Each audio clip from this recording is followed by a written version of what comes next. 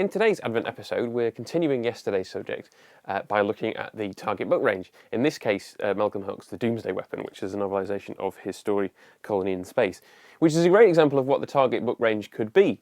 For example, the cliffhanger to episode 2 of 6 occurs pretty much slap bang halfway through the book. Because Hulk has spent so much time fleshing out the backstory, we get to find out about Captain Dent's wife, who has blue hair, and all sorts of stuff about the Earth that has been left behind.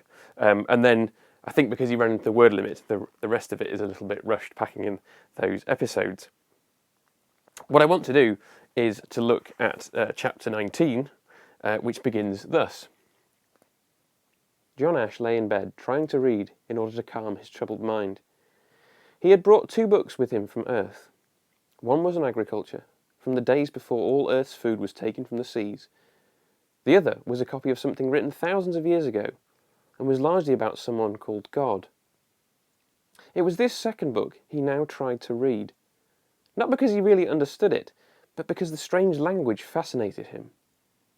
It contained 4 versions of a story about a man who sacrificed his own life for the sake of others. It was this part of the book that most interested Ash, because it was so difficult to understand.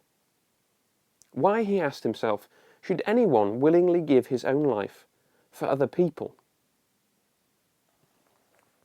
Now, if you've seen the story, you know that Ash ultimately goes on to sacrifice his life to save the lives of all the other colonists. So that's on screen, but here in the book, as we've seen, we can see his deeper motivation and understand that his character was motivated by the example of Christ. And I think the other thing that Hulk does in the novel is that he changes the Guardian from being a rather passive presence in the destruction of the Doomsday Weapon. He very much activates it and sacrifices his own life to destroy the machine, to stop the Master's schemes, and to ultimately bring new life to the planet. So a story which is perhaps less obvious as perhaps it's a bit highfalutin to call it a Christian allegory, but it comes across very clearly to me on the page, and that's one of the reasons I love the Target series. Time for today's Only Connect quiz clue. It's the final clue in this series of 4. If you think you know the connection between these 4 things, you'll score a point if you email min_dw@yahoo.co.uk. Do please keep the ideas flowing in.